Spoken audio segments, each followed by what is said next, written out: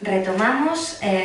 Como decía Jesús Nieto, tenemos que agradecer a Universidad de León, Universidad de Valladolid, Junta de Castilla y León y todos los fondos asociados al Congreso IMANA, a la librería universitaria, a la Universidad de Extremadura, a la RIOL, al Instituto de Humanismo y Tradición Clásica de la ULE, a Factor San Felipe, por supuesto, que nos acoge aquí en esta sede estupenda, Facultad de Filosofía y Letras, en la que estaremos mañana por la mañana, y el Departamento de Filología Hispánica y Clásica. A todos ellos, muchas gracias. A José Luis Puerto, al que tengo aquí ahora mismo al lado, también por volver a participar.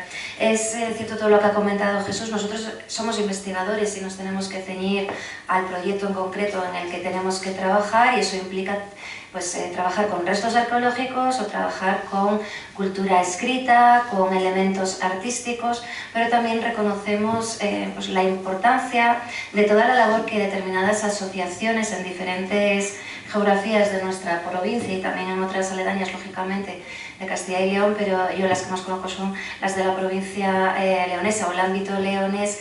Hay muchas asociaciones que son las que realmente están manteniendo ese patrimonio.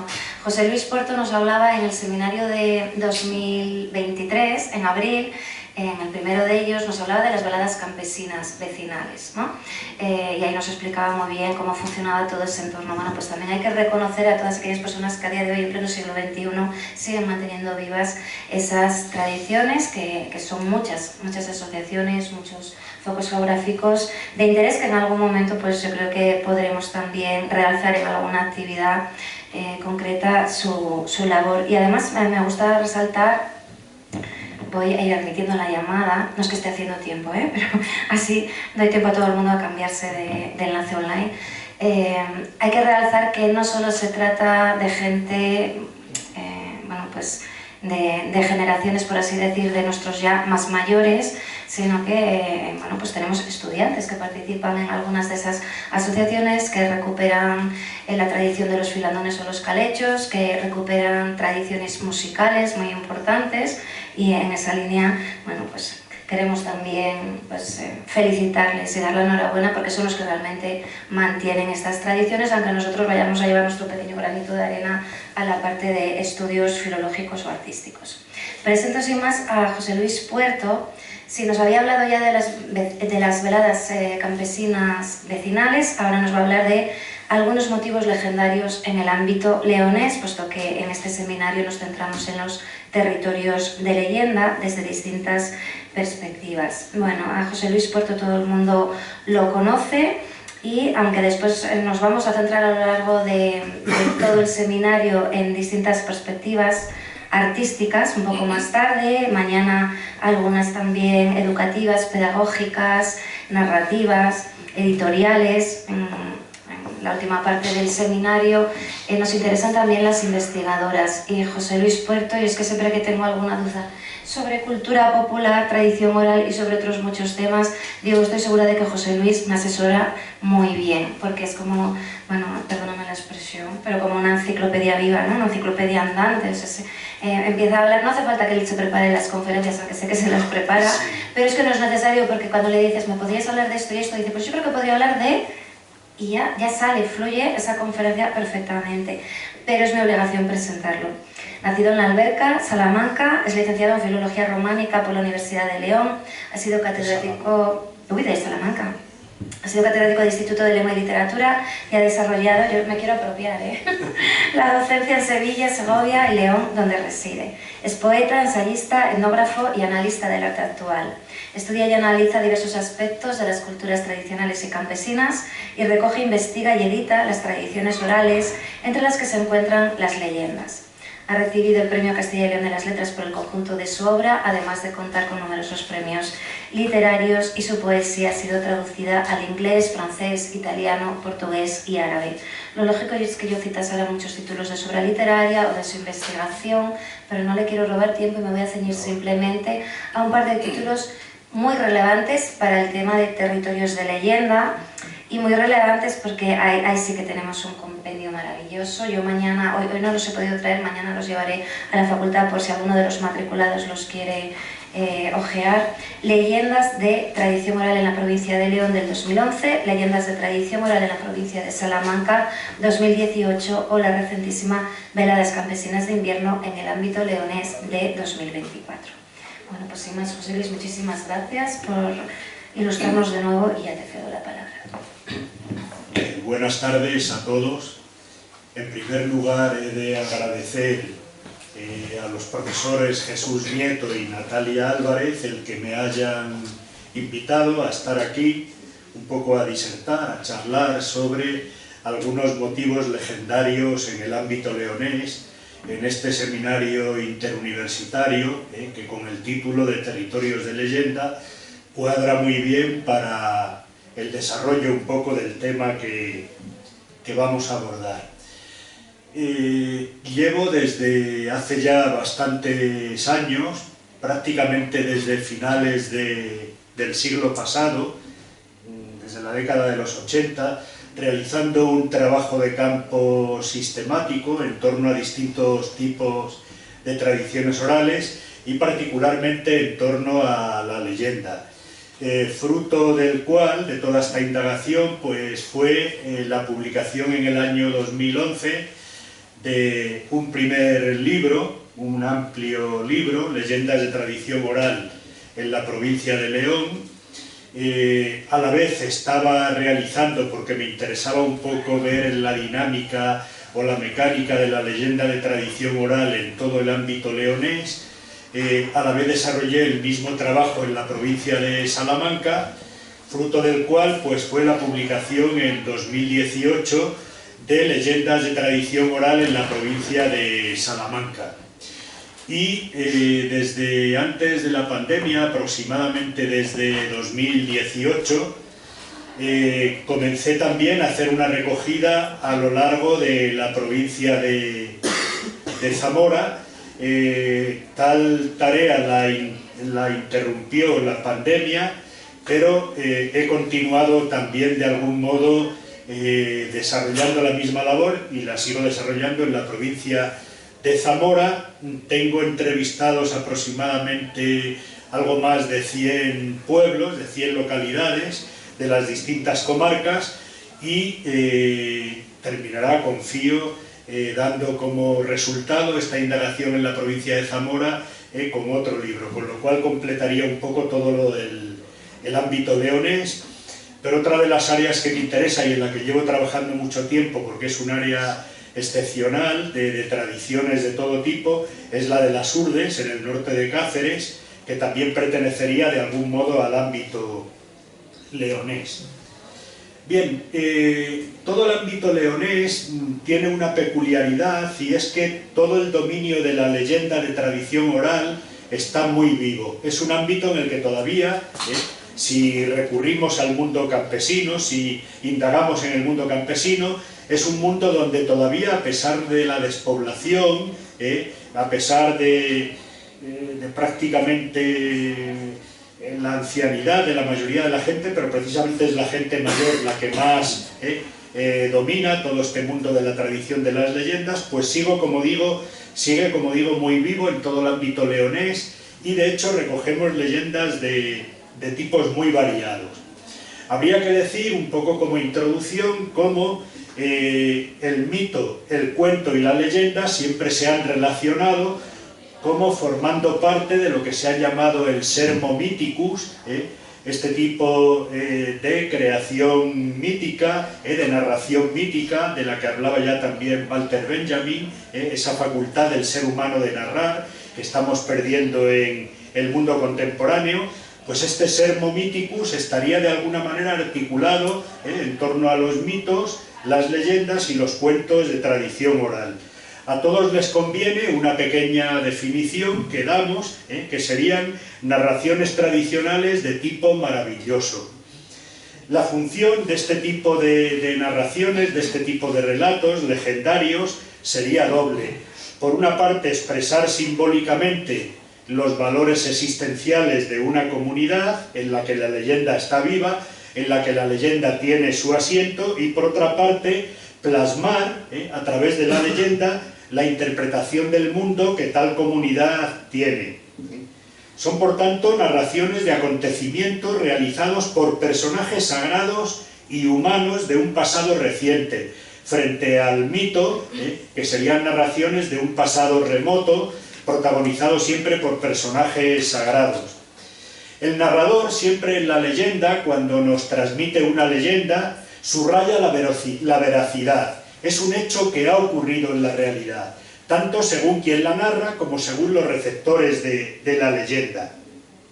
Y para darle esa veracidad, el narrador de una leyenda pues alude a algún antepasado, a algún conocido, se suele situar en una toponimia concreta, en una cueva determinada, en un monte determinado, en un río determinado, en un paraje determinado, y por tanto esa veracidad, ese darle un carácter de veracidad es algo muy característico de las leyendas.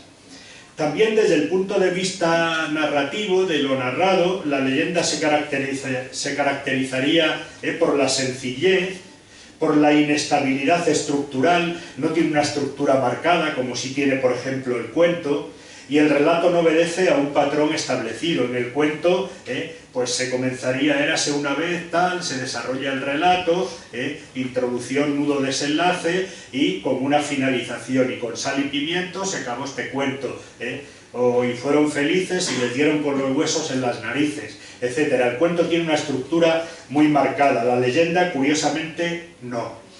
Y habitualmente la leyenda, esto lo decía Vicente García de Diego en una introducción del año 53, en una recopilación de leyendas que está publicada en la editorial Labor, que es una introducción muy sintética, muy detallada a la vez y muy certera en torno a lo que es el mundo de la leyenda de tradición oral. La leyenda habitualmente suele ser breve y fragmentaria. El narrador trata de hacer hincapié, como decía, sobre un hecho real, conocido por todos los oyentes. Bien, si quisiéramos dar una serie de características en torno a la leyenda, pues ha sido definida, por ejemplo, como una narración en forma variable, está localizada en un paisaje reconocible, referida a una geografía también concreta y conocida, está situada en un tiempo pasado, intermedio entre el tiempo mítico de los orígenes, el mito, y el tiempo vivido por el narrador y los receptores. Suele tener personajes que son individuos concretos, ligados a una sociedad, a una historia, y existe o exige una forma de adhesión o incluso de creencia por parte de quien está recibiendo la leyenda. Quienes reciben la leyenda en el mundo campesino se la creen también. Por tanto, está dotada de criterios de autenticidad.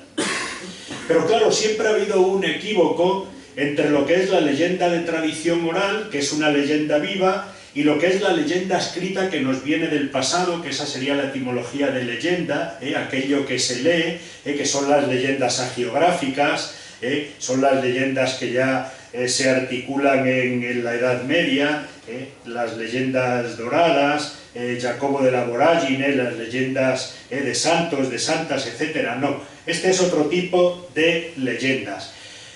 Han solido estar al contrario de lo que le ha ocurrido a los cuentos, que los cuentos, tanto la escuela rusa estructuralista de Vladimir Prok, como la escuela finlandesa, genética un poco para ver lo de los cuentos, Antti-Aarne, Stig Thomson, toda esa catalogación del cuento, la leyenda, sin embargo, de tradición oral ha estado más desatendida.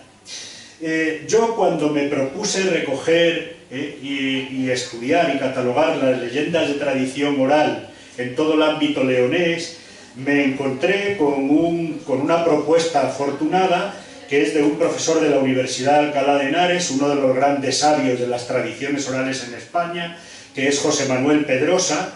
Y José Manuel Pedrosa tenía un proyecto, Julio Camarena, que recogió los cuentos de tradición oral en la provincia de León, también participaba de él, elaboró lo que él llamaba un atlas general de mitos y leyendas del mundo hispánico.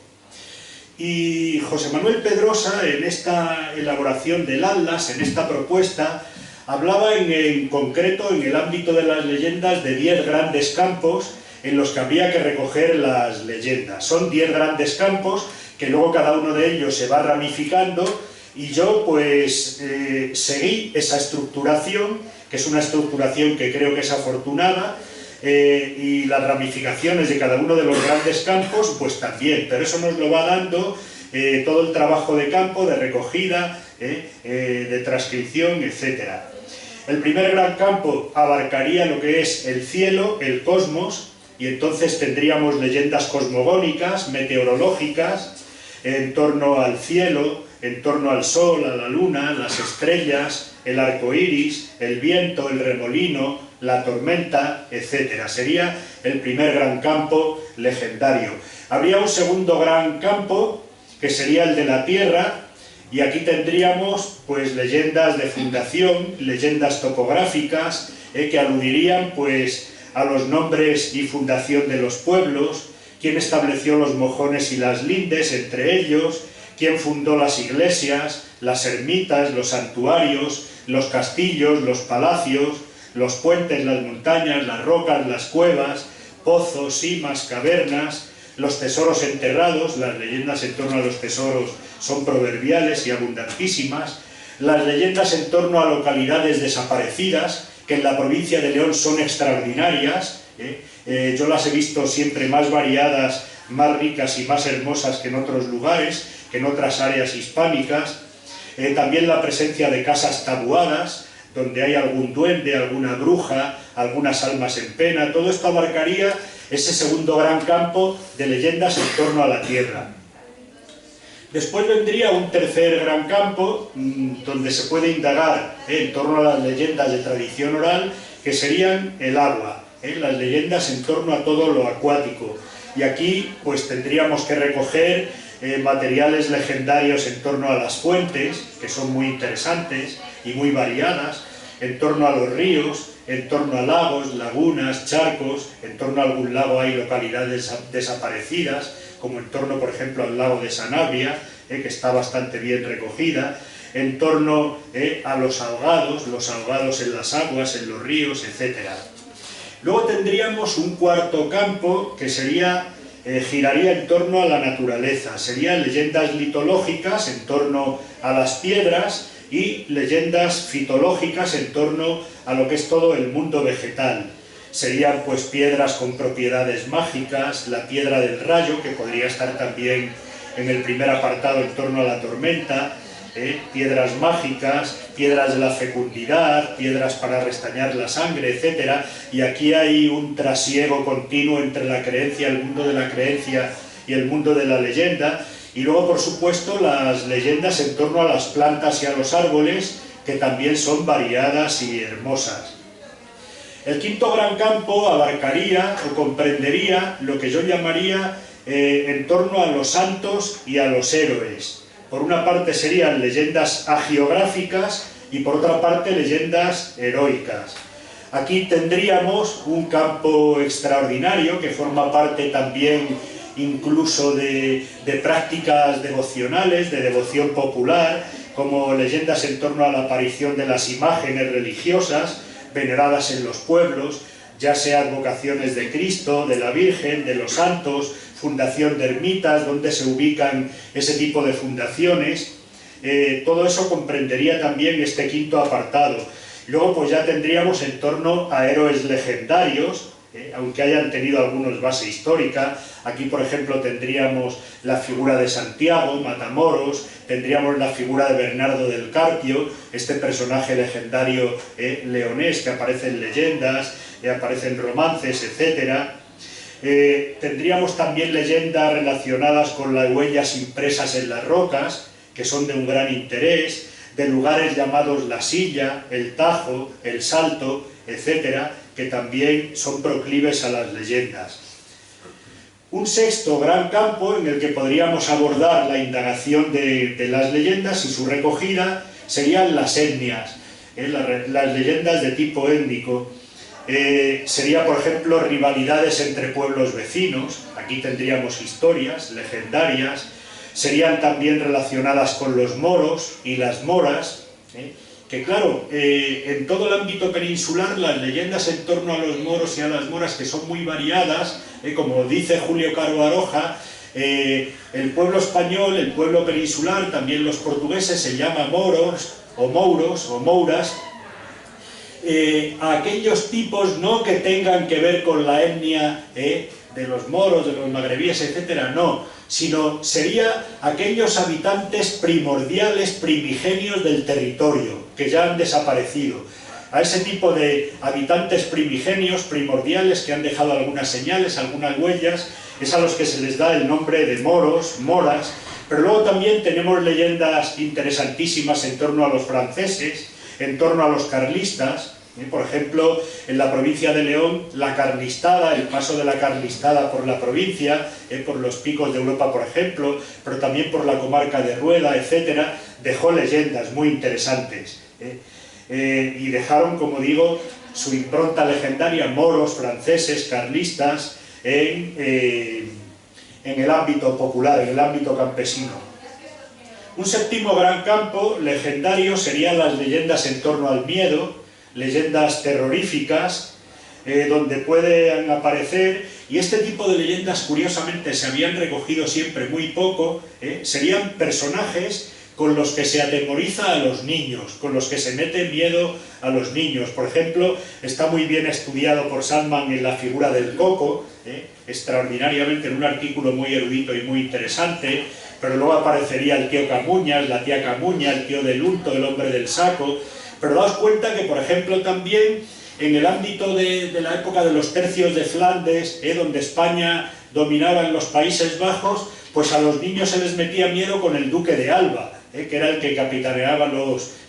O también, más recientemente, y en el ámbito también leonés, se les ha metido miedo a los niños y por tanto pasan a ser personajes legendarios, se les ha metido miedo con la Guardia Civil, con la Pasionaria, etcétera. Es decir, que hay muchos tipos de personajes que pasan de la realidad a la leyenda. Personajes, como digo, con los que se atemorizan a los niños, fantasmas ensabanados, almas en pena, también cabrían en este séptimo apartado del miedo, de leyendas en torno al miedo. Un octavo gran apartado, gran campo, sería el humor, leyendas humorísticas, y este es un campo donde de alguna manera hay una frontera con el cuento, con ese tipo de cuentos, ese apartado de los cuentos, que se llamarían chanzas y anécdotas, según un poco la catalogación de la escuela finlandesa de Antti ja Arne. Por aquí pues tendríamos que recoger chistes y anécdotas sobre oficios, sobre maridos cornudos, mujeres adúlteras, pastores tontos, hombres listos. Es un campo, como digo, que está bastante frecuentado, bastante en concomitancia con el cuento tradicional.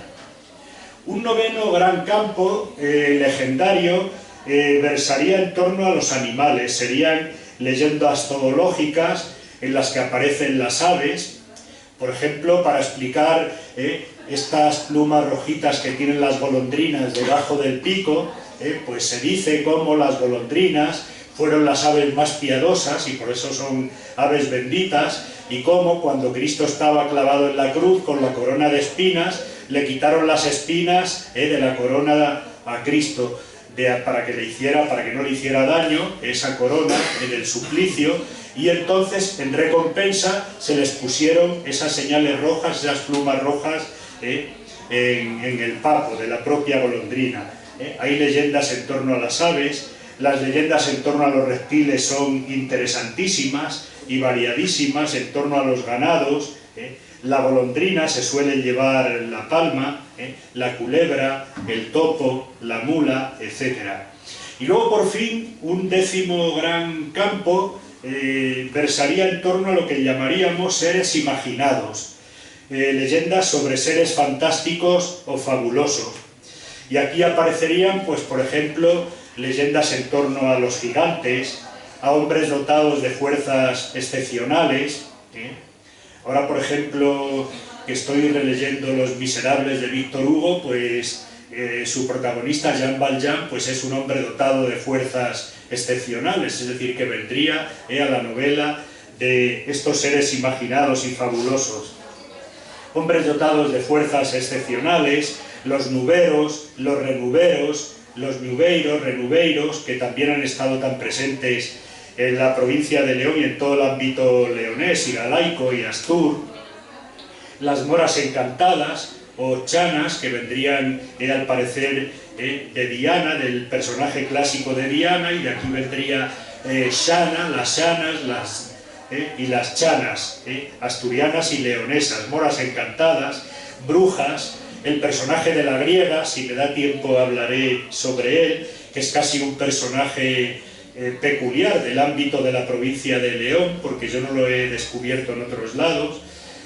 Una bruja bien buena que sería la vieja del monte, que recogí un día cuando yo no la había visto documentada en el ámbito leonés jamás, ni en ningún libro, ni en ningún artículo de revista, ni en ninguna recogida, y de repente un día de invierno, estando en la comarca de Bavia, en Pruébano de Bavia, quizá un mes de febrero, una anciana de más de 90 años me habló de la vieja del monte, que ahora ya casi la quieren convertir en la mamá Noel de la Navidad leonesa.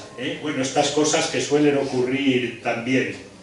Luego pues estaría también la figura entre estos seres imaginados del alicor, el alicornio, el basilisco, que curiosamente yo lo he recogido en dos zonas de León, de la provincia de León, el culebrón mítico, el cuélebre, el culebrón, el demonio, por supuesto, no puede faltar.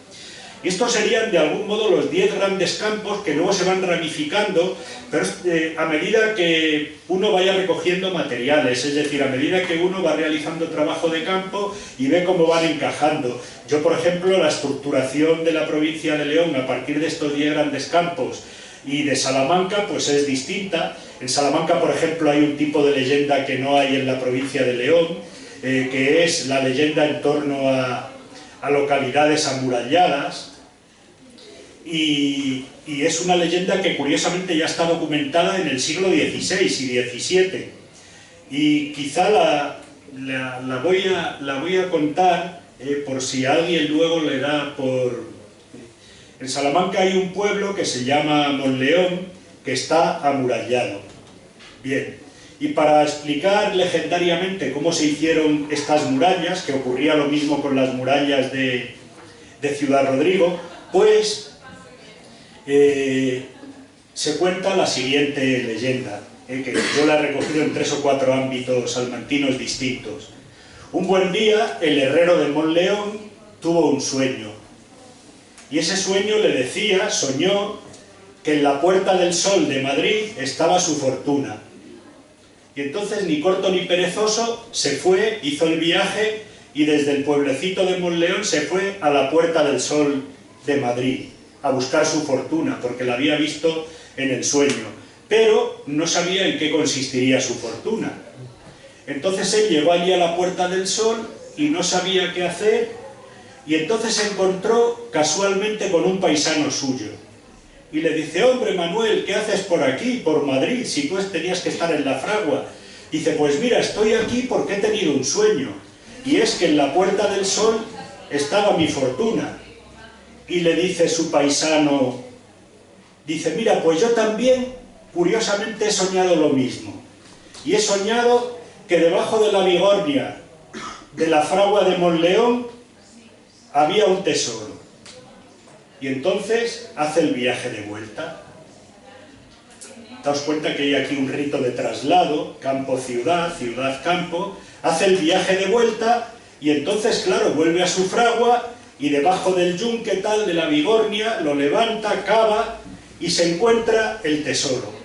Había una cabra de oro y un chivo de oro.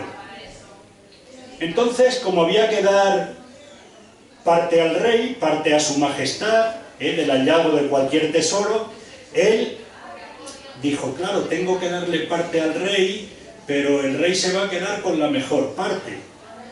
Dice, me va a dejar a mí el chivo y él se va a coger la cabra. Y entonces se fue al palacio y le dice, su majestad, ¿qué quiere, la cabra o el chivo? No le dijo ni que eran de oro ni hablar, ni mucho menos. Y entonces el rey elucubró para sí, dijo, la carne de la cabra, ya que es un animal entrado en años, será muy dura, Dice, y la carne del chivo, del cabrito, pues sin embargo es más blanda y más apetecible. Y le dijo, el chivo. Y le dice, tenga su majestad. Y le dio el chivo de oro. Y él se quedó entonces con la cabra de oro. Y le dijo el rey, hombre de peña de cabra, que al rey no ha sido traidor, con los cuernos de la cabra cercarás a Monleón. Y la cerca de la muralla de Monleón se dice que es con lo que valió los cuernos de oro de la cabra. Nos cuenta que los cuernos tienen la forma del círculo cerrado que va cerrando, y por tanto la leyenda de Monleón. Normalmente en la mayoría de las leyendas de tesoros, y esta es una, suelen aparecer fórmulas rimadas en verso. Hombre de peña de cabra, que al rey no ha sido traidor, con los cuernos de la cabra cercarás a Monleón. Pero el canónigo, el historiador Cabañas, Sánchez Cabañas, que tiene una historia de Ciudad Rodrigo, tenía un manuscrito de la historia de Ciudad Rodrigo, él dice lo mismo, que la muralla de Ciudad Rodrigo se hizo con el hallazgo de un tesoro en un pueblo del área de Ciudad Rodrigo, de la diócesis, que se llama Sexmiro. Y entonces en Sexmiro se halló también un tesoro de una cabra, y con el resultado, con la venta del hallazgo de ese tesoro, se hicieron las murallas de Ciudad Rodrigo. Yo me fui a Sexmiro a ver si esa leyenda estaba viva, todavía en la tradición oral. Me encontré con un anciano que curiosamente era carpintero, de los 2 o 3 que vivía únicamente allí, y él había oído a sus abuelos un pareado, y claro, ese pareado nos daba noticia de que la leyenda había estado viva en la tradición oral, y él y yo recogí ese pequeño pareado, Sexmiro, la cabra y el chivo, Io, es decir, las leyendas. Entonces, como digo, dependiendo un poco de qué tipo de leyendas vayamos recogiendo, pues todos estos 10 grandes campos se nos van a ramificar de una manera o de otra. Aquí en León, por ejemplo, el ámbito de tesoros, de leyendas en torno a los tesoros, a localidades desaparecidas, son riquísimas, son variadísimos. Pero voy a ir mostrando algunos de los motivos legendarios a los que me dé tiempo un poco a desarrollar. Y voy a empezar por uno relativo al cielo, por una antigua pelea mítica, entre comillas, que hubo entre el sol y la luna, y que está recogida aquí, sería un tipo de leyenda celeste. Alejandro Michot y Sierra, que fue uno de los primeros folcloristas españoles, que fue compañero de Mófilo, Antonio Machado y Álvarez, el padre de los poetas Antonio y Manuel Machado, que crearon un organismo escrito en Sevilla, Folclore Andaluz, del cual luego vino una ramificación en Fregenal de la Sierra, Folclore Bético Fresnense, donde empezaron a publicar sus trabajos los primeros folcloristas españoles, tras crearse en Inglaterra a mitad del 19 la ciencia del folclore. Pues bien, Alejandro Michot y Sierra dice que en las sociedades agrícolas en las que predominaba el matriarcado habrían sido más proclives, dice él, a leyendas y mitos tectónicos y terrestres. Es decir, las sociedades agrícolas más proclives a leyendas de tipo tectónico y terrestre, mientras que las pastoriles y patriarcales serían las creadoras, dice él, de los mitos y de las leyendas solares. Por tanto, en todo lo solar habría una relación a todo esto. Y también, pues, el antropólogo Fernando de Nicolai dice que casi todas las historias cosmogónicas dividen el universo en 2 regiones, una entregada a la humanidad y otra reservada para la divinidad, para los espíritus y para los héroes. Que en todo esto pues tendríamos esa dualidad, ese dualismo, lo humano, lo divino, etc. Bien, lo celeste sería uno de los espacios esenciales de la sacralidad. Mircea Eliade, en su tratado de historia de las religiones, que es un libro muy hermoso, habla sobre el hecho religioso en todo el ámbito humano, lo asiático, lo africano también, lo europeo, lo americano, pues habla de los elementos, el aire, el agua, la tierra, la vegetación, y a partir de ahí va haciendo derivar un poco el hecho religioso, el hecho del imaginario humano. Bien, uno de los espacios esenciales de sacralidad sería el cielo, que revela directamente al hombre su fuerza, su trascendencia por ser algo elevado, algo infinito, algo inmutable, algo poderoso, y nos lleva siempre a la altura, y la altura a la trascendencia. Bien, en torno a las leyendas sobre el cielo hay un motivo legendario en determinadas áreas de la provincia de León, que consiste en un escueto relato de una antigua pelea mítica entre el sol y la luna. Bien, tal invención, la invención de tal pelea, posiblemente sea una explicación legendaria para explicar cómo el ser humano se tiene que dar explicaciones a través de relatos, para explicar por qué la luna tiene manchas y por qué el sol tiene rayos, que son vistos, como veremos, como agujas. Bien, entonces, el señor Antonio en Ancares, un día que íbamos por Pereda de Ancares, Valota, por estos pueblos, nos encontramos con un anciano y dijo, cuando le preguntamos, bueno, ¿y qué ocurría en el cielo? ¿Qué ocurrió con el sol, con la luna?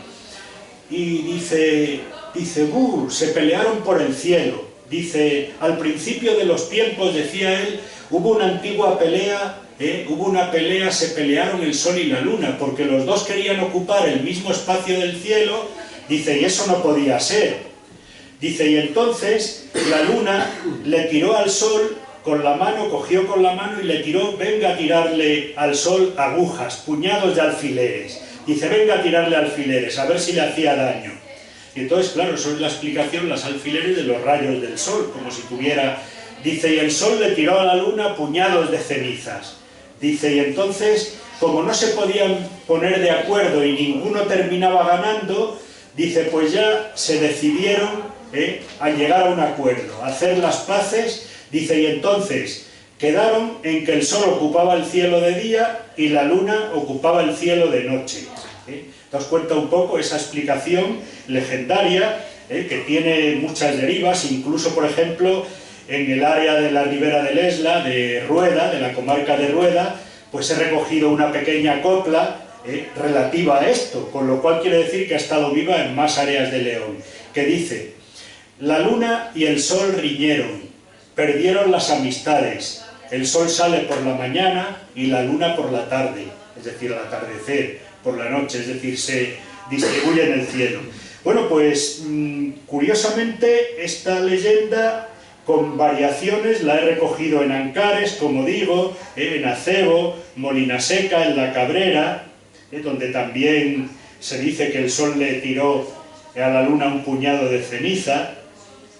En definitiva, pues en varios sitios. Y la dejo un poco apuntada porque solo puedo ir apuntando diversos motivos legendarios para ver a cuántos nos da tiempo a abordar. Otro tipo de leyenda muy habitual, por la que hay que preguntar siempre en los trabajos de campo, es qué figura hay en las manchas de la luna. Se le pregunta a la gente, y esta es una leyenda muy difundida en León. Siempre nos van a dar explicaciones sobre la figura en las manchas de la luna. La explicación más frecuente, la respuesta más frecuente, es que en la luna se ve la figura de un hombre con una horcada de espinos al hombro. Un hombre con una horcada de espinos. Y la explicación es la siguiente, la explicación, el breve desarrollo narrativo que tiene esta leyenda.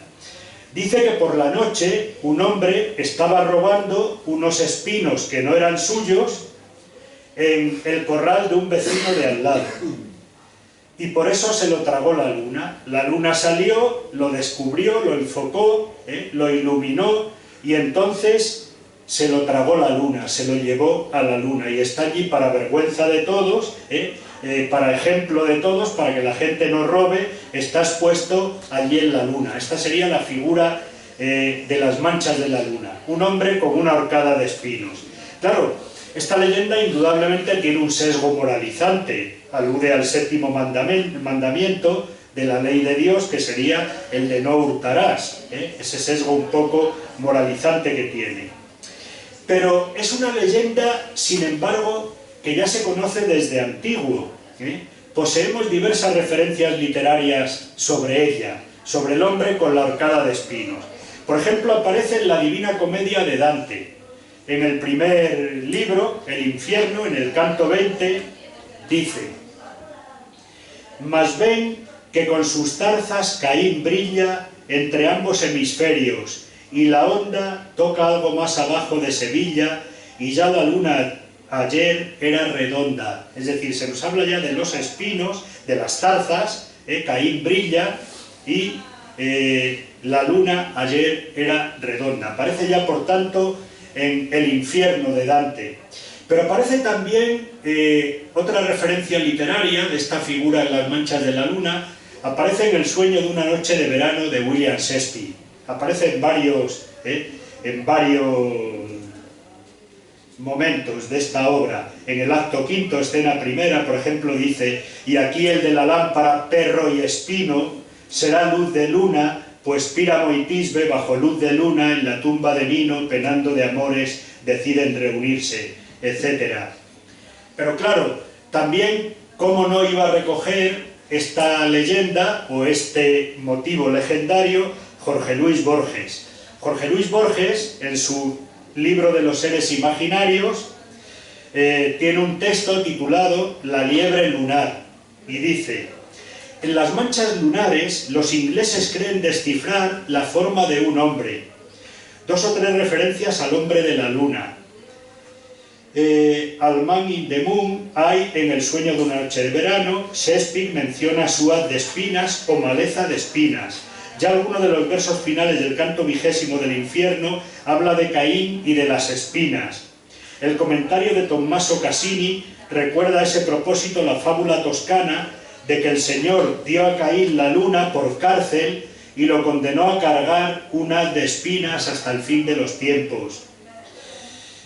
Otros en la luna ven la Sagrada Familia, y así Lugones, el poeta argentino, pudo escribir en su lunario sentimental, y va citando los versos. Es decir, que Borges nos hace una cartografía perfecta de este. Pero también luego en las manchas de la luna se ven otras figuras, como por ejemplo una vieja hilando, ese hilar, ese carácter simbólico del hilado que tiene que ver con el destino. Se ve también un león, la figura de un león. Si en las manchas de la luna no hubiera un león, alumbraría más tal y alumbraría, sería como las estrellas, alumbraría más que el sol. Dice también coplas leonesas de todo esto. Bien, pues es otro motivo legendario. Pero nos vamos a pasar a otro motivo que es muy interesante y que tiene muchas referencias y varias derivas, y lo quisiera también desarrollar. Sería un poco el motivo legendario que podríamos titular de los animales guiadores. El motivo legendario de los animales guiadores. Y claro, vamos a partir de una referencia literaria para ver qué es esto de los animales guiadores. Don Quijote, cuando enloquece y se cree caballero andantes que ha de redimir a la humanidad buscando toda una serie de aventuras, en realidad lleva un caballo.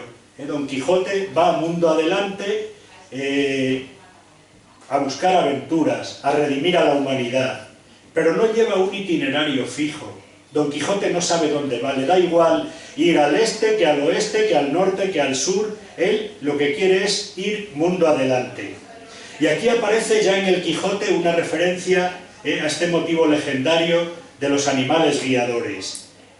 Dice en la parte primera y en el segundo capítulo, prácticamente desde el principio de la obra: Don Quijote prosiguió su camino sin llevar otro que aquel que su caballo quería.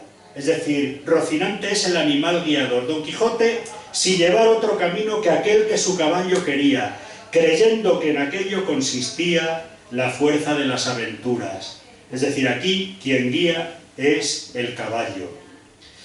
Bien, un primer motivo o un primer campo donde aparece en el mundo de la leyenda de tradición oral este motivo legendario de los animales guiadores es en las imágenes aparecidas, imágenes religiosas aparecidas. Por ejemplo, hay una leyenda que recogía en Corporales, en la Cabrera Alta, sobre la Virgen de las Rivas. La Virgen de las Rivas, que tiene una ermita, es una imagen aparecida. Dice la historia que apareció, nos decía el señor Antonio Rodríguez, en 2001 que recogíamos esta leyenda, dice que apareció en Peña Negra, y dicen que allí estaba la cueva de la Virgen de las Rivas, estaría en una cueva esta imagen de la Virgen. Dice, y cuando la encontraron, la Virgen dice que pusieron un burro, la cargaron en un burro, y aquí aparece ya de nuevo el animal guiador, en un asno. La cargaron y se la disputaban los de Molina Ferrera, los de Corporales y los de Filiel. Y entonces decidieron que para donde tirara el burro, allí iba la imagen, es decir, se apropiaba de la imagen el pueblo en cuyo término parara el burro que la llevaba. Dice, y el burro echó para esta parte y la dejaron aquí. Es decir, este motivo legendario de imagen aparecida, a través, ya sea que la imagen sagrada hallada se cargue en un burro, en una caballería, en un carro tirado por un par de bueyes, o de repente cuando la imagen no quiere seguir y se para, los de un pueblo azuzan al par de bueyes para que el carro tire hasta su pueblo, pero allí se atolla, se atasca el carro y no pasa de allí, y entonces allí se ha de realizar la fundación sagrada. Pero a veces los animales guiadores son los que hacen que se encuentre una imagen sagrada. Por ejemplo, en el pueblo de Casasola de Rueda, el patrón es San Lorenzo. La fiesta patronal del pueblo es San Lorenzo el 10 de agosto. Que no lo olvidemos que San Lorenzo siempre es un santo solar. Algunos de los mitos solares están relacionados o cristianizados en torno a San Lorenzo, porque moriría abrasado en la parrilla del fuego, un santo solar. Bien, en Casasola hay una valleja, un pequeño valle, dicen allí valleja, que la llaman la Valleja del Santo. Y en la Valleja del Santo había una ermita que ya está derruida. Entonces los vaqueros salían a diario con todo el ganado vacuno del pueblo e iban a pastar al término. Y entonces iban por la Valleja del Santo y al llegar el ganado a un punto determinado se espantaba. Siempre que llegaba el ganado a un punto determinado se espantaba. Y eso ocurría un día, otro día, y entonces a los vaqueros les resultó tan sorprendente, a los pastores, que llamaron a los vecinos, se dirigieron todos a aquel lugar a ver qué era lo que ocurría, comenzaron a cavar y la sorpresa fue grande cuando descubrieron la imagen de San Lorenzo. La imagen de San Lorenzo, que estaba allí enterrada. Allí hicieron una edificación sagrada, una ermita, que terminó desapareciendo, aunque está documentada, y hoy la imagen está en la iglesia. Es decir, aquí los animales guiadores son todo este tipo de ganado vacuno, los bueyes, que al llegar a un punto determinado se espantan. Es decir, están detectando que allí hay algo prodigioso. Igual que determinados perros ahora, cuando por ejemplo en las provincias de Teruel y otras se va a buscar trufas, pues cogen los perros y el perro es el animal guiador de otro tesoro, en este caso un tesoro gastronómico y económico, pero en este caso, en estos otros nuestros, sería sagrado. Por tanto, animales guiadores en torno a un hecho legendario, la aparición de imágenes sagradas. También en torno a la fijación de términos entre localidades vecinas. Aquí también hay una leyenda que está muy difundida. Yo tengo aquí una leyenda alavesa entre Mendiguren y Foronda. Como no se ponían de acuerdo, no llegaban los vecinos a un acuerdo para establecer las lindes entre sus dos términos que colindaban, pues hicieron lo que voy a decir ahora, que ocurrió también en los picos de Europa. En Pío de Sajambre me contaban unos vecinos cómo tenían que deslindar los términos entre varios municipios, entre el asturiano de Ponga y el de Pío de Sajambre.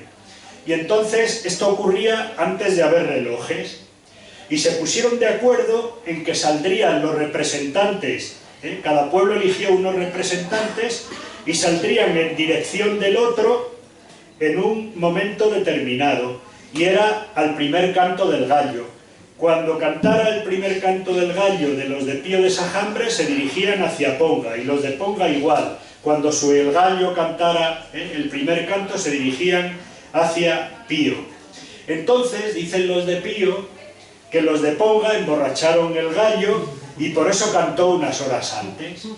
Entonces los de Ponga, muy listos, cantó su gallo emborrachado y salieron. Y llegaron casi hasta las afueras de Pío. Y eso se explica, por ejemplo, cómo algunos pueblos tienen un término municipal muy dilatado que casi llega hasta el urbanismo del otro, que es lo que ocurre en Pío de Sajambre y en Ponga. Bien, pues este sería otro motivo que hay, por ejemplo, en la Alberca también hay, en mi pueblo también hay una leyenda de ese estilo, de los gallos que cantan a primera hora, por tanto son los animales avisadores, los animales guiadores para... Y luego, por lo general, también el motivo legendario de los animales guiadores aparece también en el hallazgo de tesoros escondidos, que suele aparecer a veces a través de fórmulas rimadas. Ya decía al principio que no hay leyendas sobre tesoros que no tenga una fórmula rimada, por lo general. Por ejemplo, aquí en León, en la collada de Araya, había un tesoro escondido, y dice que va a aparecer esa riqueza sepultada. Nombran a la oveja como descubridor, también otro animal guiador. Dice: en el alto la collada, entre Avesero y Solana, hay un hermoso tesoro que enriquece a media España. Ha de salir en punta de reja, pata de oveja y pie de doncella. Es decir, que aquí el descubrimiento del tesoro podrá ocurrir por un triple motivo. Punta de reja, el arado campesino. Cuántos tesoros, cuántos elementos arqueológicos, estelas, cuencos de barro, vasijas, fíbulas de oro, etcétera, no han aparecido a través de las rejas del arado, pero también de pata de oveja. La pata de oveja escarba y se halla el tesoro, por tanto un animal guiador, o pie de doncella. Normalmente la castidad tiene siempre mucho prestigio en todo lo que son las historias legendarias. Por ejemplo, yo que llevo ya muchos años estudiando lo que yo llamo la perspectiva del cereal, el cereal tiene muchas derivas y llevo muchos años estudiando el ámbito del cereal, pues antes había un tabú a la hora de sembrar el cereal, había un tabú que está perdido, se ha perdido ya hace mucho, y este tabú era que la noche anterior a la siembra del cereal, del trigo en otoño, el campesino no podía tener relaciones sexuales, había de estar puro, porque si no, de alguna manera contaminaba al propio cereal, quedaba contaminado por la impureza. Pues bien, aquí también el pie de doncella, la virgen, la mujer virgen, también es descubridora de tesoros. También el pellejo de oro de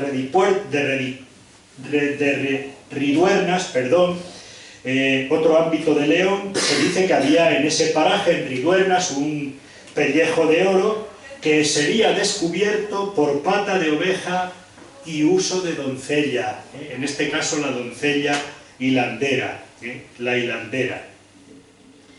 Bien, este sería, por tanto, los animales guiadores, un motivo legendario que tiene que ver con imágenes sagradas aparecidas, con deslinde de términos, y tiene que ver también con hallazgo de tesoros. Tendría una triple deriva y posiblemente tenga todavía alguna más.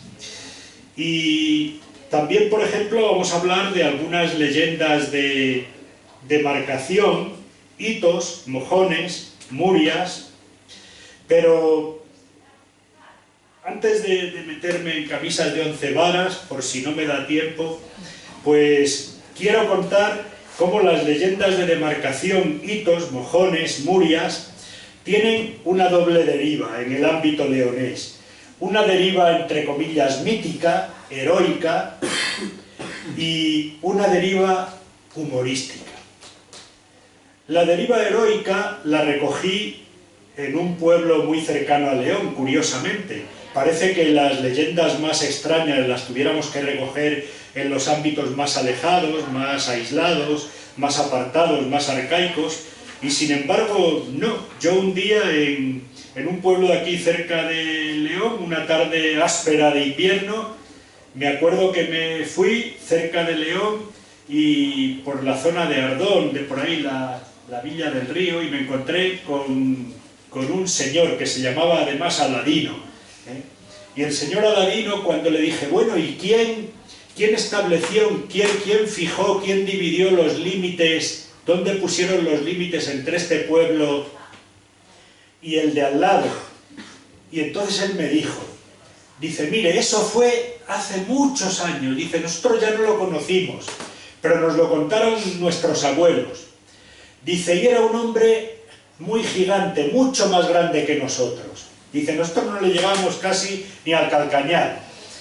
Dice, y entonces ese hombre cogió y en un saco muy grande, que no podrían ni 5 o 6 hombres, metió muchas piedras y se las cargó al hombro. Dice, iba campo adelante. Dice, donde se cansaba, dejaba el saco en la tierra, sacaba una piedra y allí la ponía. Dice, y así fue hasta que se acabó. Dice, y ese fue el que puso las lindes. Esta sería de alguna manera la versión, entre comillas, mítica. Pero había otra versión que en Salamanca la recogimos en varios puntos y seguimos en el ámbito leonés. Y un pastor que ya murió, el señor Manuel, que era muy listo, iba con un atajo de cabras, 8 o 10 cabras, y yo lo cogí en la ladera de un monte que daba todo el campo salmantino de la Dehesa, de Toro Bravo, de la Huebra, una comarca que se llama la Huebra, y dice, ¿ve todo ese campo que se ve ahí tan grande? Dice, pues si usted lo viera en un mapa, no hay ni una línea al derechas. Dice, todas las líneas son torcidas. Usted ve en el mapa y la distinción entre unas alquerías y otras, entre unas de esas y otras, dice, todas son líneas torcidas. Dice, ¿y sabe por qué? Dice, porque las trazó, las hicieron, las demarcaron, dice, 2 hombres. Y 2 hombres cogieron a un burro y lo vendaron, le pusieron una venda en los ojos. Dice, y luego cogieron un pellejo de vino y lo cargaron en el burro. Dice, y entonces iban poniendo las lindes, se paraban aquí, cogían un poco de vino del pellejo y bebían. Dice, así es que imagínese qué línea recta podía haber, con un burro ciego y 2 hombres también ciegos de vino. Es decir, esa sería un poco la leyenda humorística en torno a...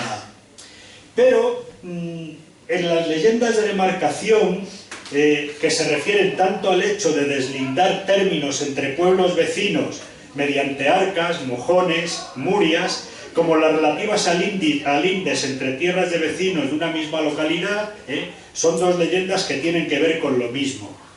De esto ya nos hablan porque había, claro, una tradición. Sebastián de Covarrubias, en el Tesoro de la Lengua Española, castellana o española, de 1611, si recurrimos al término mojonera, nos dice lo siguiente. Dice, el lugar do está el mojón, amojonar, poner mojones. Tienen graves penas los que mudan los mojones. Verás la ley de la partida, ley final, título 14, partida 7. Y quiero advertir aquí una cosa, que los antiguos, cuando amojonaban términos principales, hacían en aquel lugar una cuevezuela, como un sepulcro, y dentro ponían algunas monedas de las corrientes en unas ollas, y juntamente carbones, porque el carbón jamás se corrompe ni consume. Encima ponían una losa o columnilla para cautela, que aunque la piedra de encima, dicha término, se moviese, o con malicia o sin ella, pudiesen acudir a la mojonera donde dejaban las dichas señales, carbón y un cuenco con monedas normales. Algunos codiciosos de hallar tesoros suelen topar con semejantes ollas y cuando ven los carbones dicen que los duendes han convertido en ellos el tesoro. Que curiosamente siempre en las leyendas de tesoros hay un dualismo, y a veces hay un tabú para no poder desenterrar un tesoro, porque ese tesoro tiene un tabú y es que si se desentierra se convierte automáticamente en carbón. Bien, pues todo eso, pero todo esto nos lleva también, por ejemplo, a una práctica tradicional en distintos pueblos leoneses.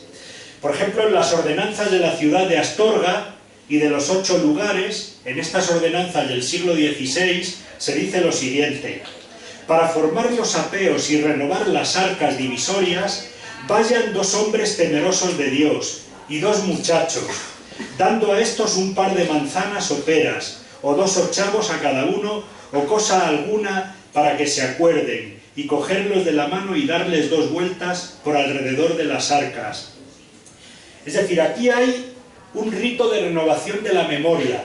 Las arcas, los mojones, las lindes se iban renovando, y yo de eso sí que tengo bastantes documentos, se iban renovando cada cierto tiempo. Hay documentos en los protocolos notariales que cada 2 años los de los pueblos vecinos iban recorriendo los mojones, y además iban hombres e iban niños, llevaban siempre a niños. ¿Para qué? Para que aprendieran, para que esos niños de alguna manera fueran los portadores de la memoria del futuro.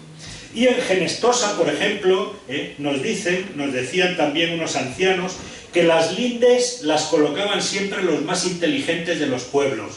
Cogían a los hombres considerados más inteligentes y eran los que la colocaban. Y bueno, esto para que veamos un poco esa leyenda heroica de demarcación de lindes y el sesgo humorístico. Y bien, como traía muchos motivos legendarios para desarrollar, o por lo menos para aludir a ellos, nos da tiempo hasta aquí, y como esto al final es infinito, pues lo dejamos aquí. Buenas tardes.